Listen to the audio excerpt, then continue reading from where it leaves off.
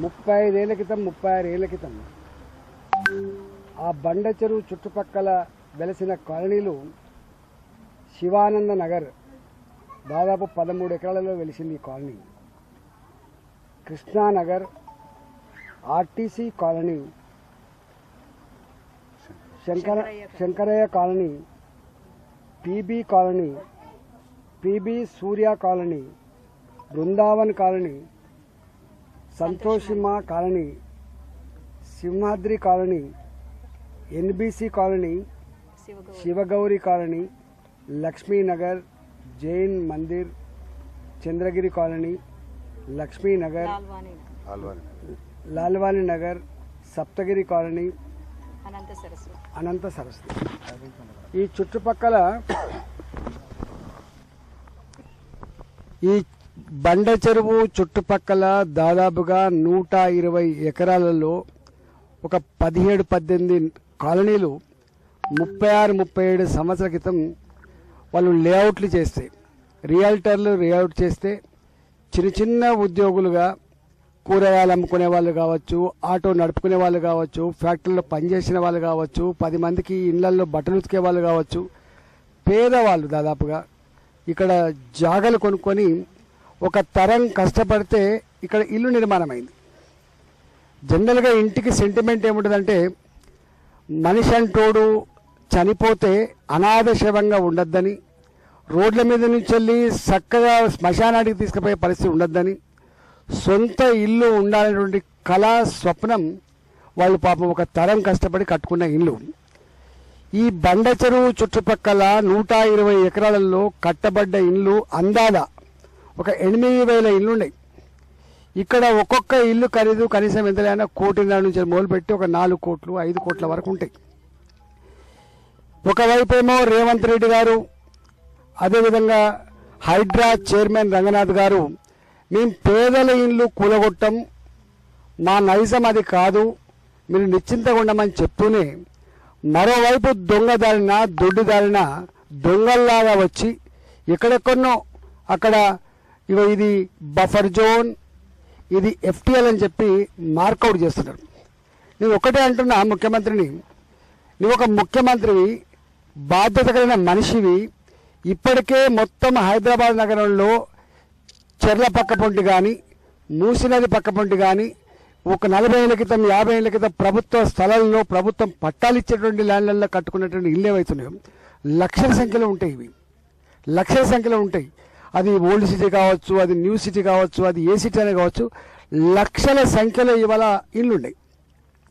ఇవాళ నీవు అధికారంకి వస్తే నీకు ఓటేసి గెలిపించిన కర్మానికి ఇవాళ లక్షలాది ఇళ్లల్లో కంటి మీద కొనుక్కులేదు. కుటుంబాలన్నీ కూడా ఆందోళన చెందుతున్నాయి.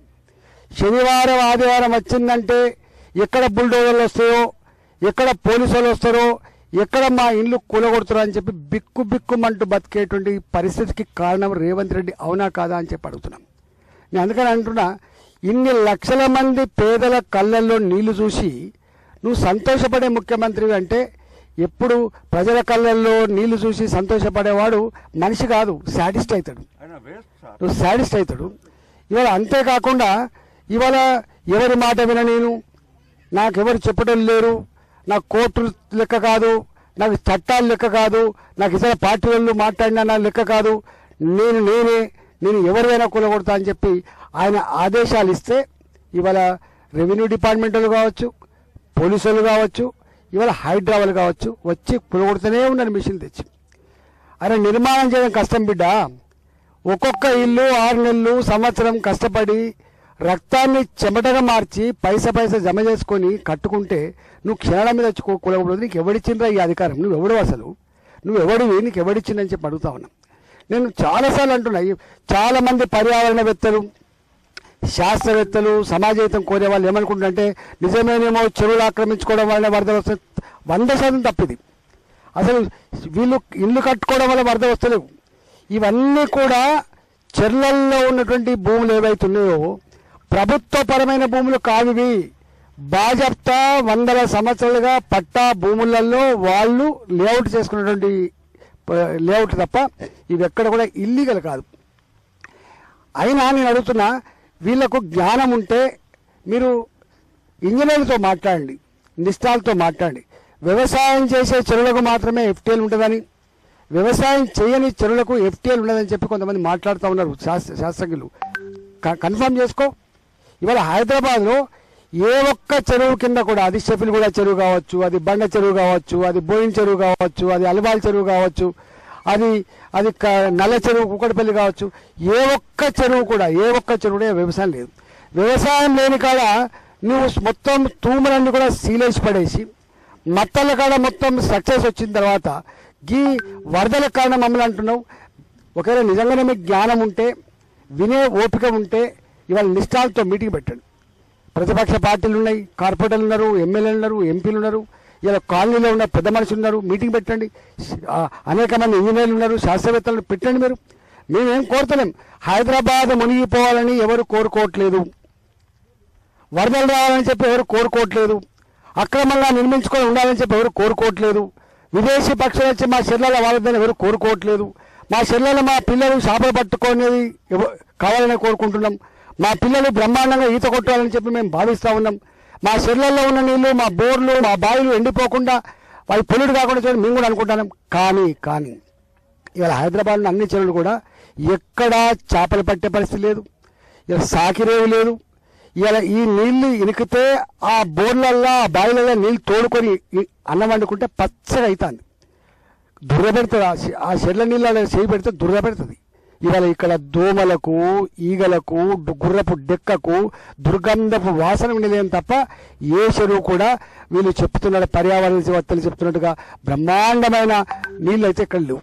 కేసీఆర్ కట్టిన చెప్పిండు హుస్సేన్ సాగర్లో కంపెనీలు ఉన్నాయి, దాన్ని ప్రక్షాళన చేస్తా, కొబ్బరి నీళ్ళ లెక్క తయారు చేస్తా అని చెప్పిండు.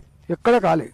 ఇలా హుస్సేన్ సాగర్లో ఇలా మక్త భూములే ఎఫ్టీఎల్లో ఉన్నాయని చెప్పి వాళ్ళు అప్పుడు అన్నారు.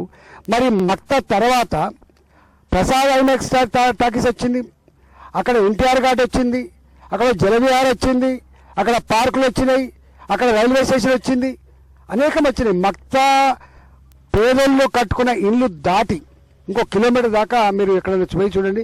నెక్లెస్ రోడ్ వచ్చిన తర్వాత పార్కులు వచ్చినమాట వాస్తవం కాదా, రిసార్ట్లు వచ్చినమాట వాస్తవం కాదా, జలవిహార్లు వచ్చినమాట వాస్తవం కాదా, ప్రసాద్ ఐమాక్స్ వచ్చినమాట వాస్తవం కాదా, ఎన్టీఆర్ ఘాట్ వచ్చినమాట వాస్తవం కదా.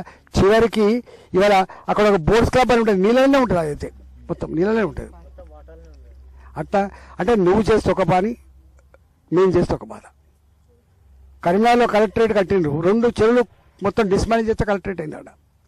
అందుకనే నేను ఒక్కటే డిమాండ్ చేస్తున్నా, మా ప్రజల ఉసురు పోసుకొని మా కంటి మీద కొనుక్కు లేకుండా చేసి ఇవాళ మాకు సాటర్డే సండే వచ్చిందంటే ఇలా పొయ్యి మీద కొండ పెట్టకుండా మా మొత్తం బతుకులలో ఇలా నీళ్లు మట్టి కొడుతున్నటువంటి దుర్మార్గం ముఖ్యమంత్రి ఆలోచన చేయమని చెప్పి కోరుతున్నాం. ఇప్పటికే కోర్టు మొట్టకాలేసింది. కోర్టు ఏమన్నది, అసలు ఎవడు నువ్వు ఎందుకు కూలగొడుతున్నావు, దీనికి ఒక పద్ధతి లేదా అని చెప్పి ఇన్నిసార్లు మందలిస్తున్నప్పటికి కూడా ఆయన మరి జ్ఞానం లేకనా మరి లేక ఆయనకు సెన్సిటివిటీ లేకనా తెలియదు. కానీ ఇలా అంటే కోర్టులు కూడా లెక్క చేయకుండా చేస్తున్నాడు. ఖచ్చితంగా ఈ వారం 10 రోజులలో నేను దాదాపు అన్ని చెరువులు తిరిగినాం, ఇంకా కొన్ని చెరువులు తిరిగేది ఉన్నది.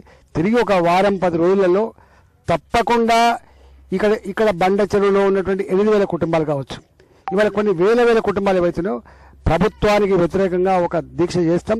ఇక ప్రజాస్వామ్యంలో చెప్పడం మా కర్తవ్యం కాబట్టి తప్పకుండా చేస్తాం. మీరు ఒకటే హైదరాబాద్లో ఉన్నటువంటి చెర్ల పక్క పొంటి ఇల్లు కట్టుకున్న ప్రజలారా నిశ్చింతగా ఉండండి తప్ప ఎవడు మనకంటే గొప్పోడు కాదు.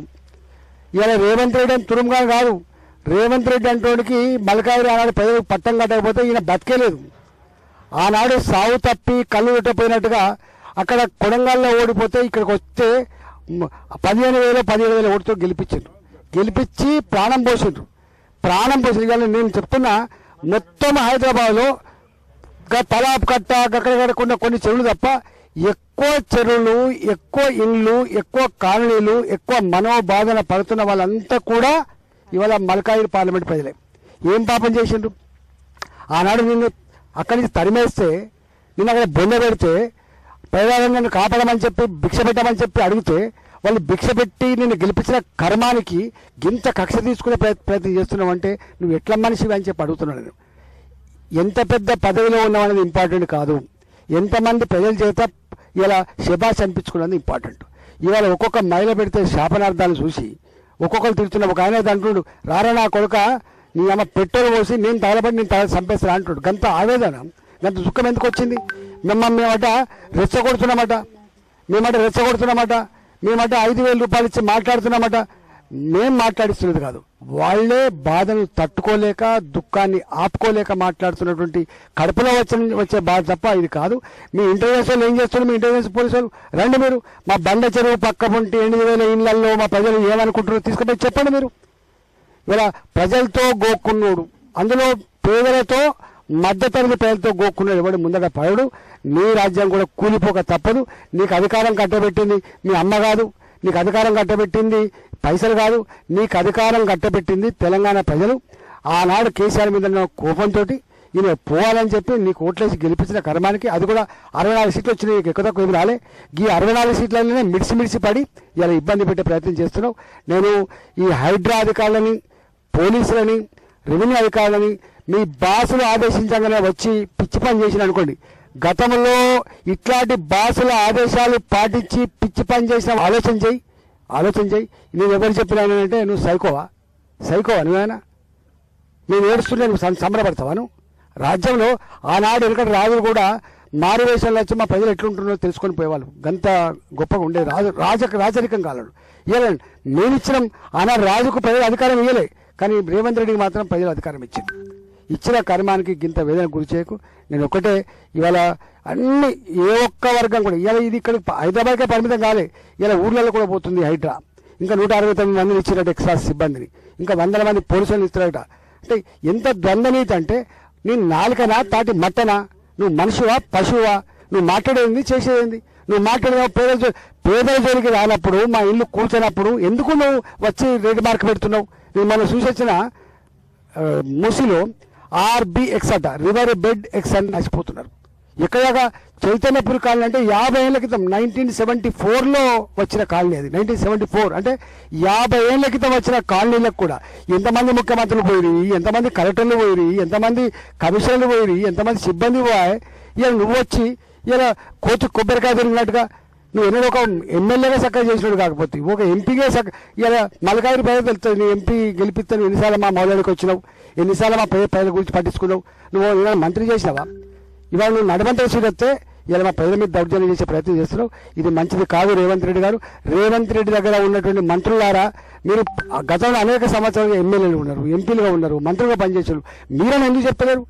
ఇలా మీరు ఎందుకు చెప్తలేరు? ఎందుకు ప్రజాపక్షంగా మాట్లాడతలేరు? మీకు ఏం రోగం అని చెప్పి. అందుకనే దయచేసి చాలా సీరియస్గా ఉన్నది. ఇప్పుడు నేను నాలంటే ఎవరు తిట్టుడు కాదు, ఎవరి జోలికి పోటోడు కాదు. ఇట్లా మాట్లాడుతున్నా అంటే నాకు ఎంత బాధ ఉంటే మాట్లాడాలి, ఇట్లా ఎంత దుఃఖం ఉండాలి కదా ప్రజలు. నేను ఇక్కడ ఎంపీ అయినా, నేను ఒక్కనాడైనా మన ఇన్ని రోజులు మాట్లాడుతున్నా, 2 నెలలుగా పక్షానికి తిరుగుతున్నా. మరి ఎంపీ గారు నీ బాధ ఏంది, నీ ప్రజల బాధ ఏందని చెప్పి మాట్లాడినావు నువ్వు మమ్మల్ని. మేము నీకు ఓట్లేసినా మాకు పెంకాసు వేసిన మా ప్రజలు, నీకు ఎట్లా ఓట్లేసినా మాకు అట్లనే ఓట్లేసిండ్రు. కౌన్సిలర్ ఉన్నారు ఇక్కడ, కార్పొరేటర్ ఉన్నారు ఇక్కడ. అందుకని నేను ఒకటే ఇప్పటికైనా డిమాండ్ చేస్తున్నా, పిచ్చి పేషాలు బంద్ చేసుకో, మంచిది కాదు. ప్రజల ఆగ్రహానికి గురికాక తప్పదని చెప్పి హెచ్చరిస్తూ, నా హైదరాబాద్లో ఉన్నటువంటి ప్రజలకి మేము అండగా ఉంటామని చెప్తున్నాం. కాలుకు ముళ్ళుగితే పన్నుతో పీకే పని చేస్తామని చెప్పి మీకు మాట ఇచ్చి వచ్చినాం, గట్లే ఉంటాం. మాకేం బేజాలు లేవని చెప్పి, మాకు పార్టీలతో సంబంధం కంటే, జెండాలతో సంబంధం కంటే, ప్రజల కన్నీళ్ళతో సంబంధం కాబట్టి, ప్రజల బాధతో సంబంధం కాబట్టి తప్పకుండా మీ వెంట ఉంటా. నేను వచ్చి ముందర ఉంటా. ఏం చేస్తారో చూసుకుందాం. Thank you.